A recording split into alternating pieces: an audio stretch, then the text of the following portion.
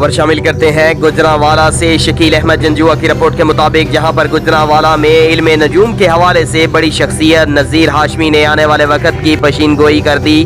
نذیر ہاشمی نے آواز نیوز کی نمائندہ سے گفتگو کرتے ہوئے کہا، اس میں کوئی شک نہیں پاکستان مشکلات کا شکار رہا ہے، لیکن آنے والا وقت پاکستان کی بہتری کا وقت ہے۔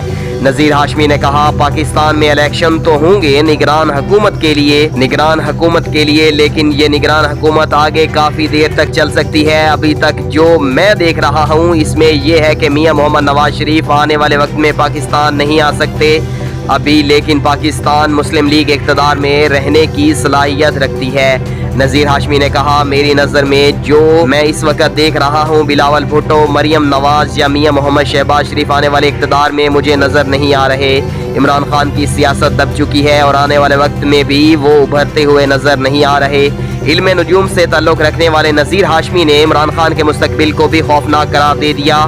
پاکستان پیپلز پارٹی کوئی کسی وقت بھی بڑی چال چل سکتی ہے اور اس چال کو کامیابی بھی ہو سکتی ہے۔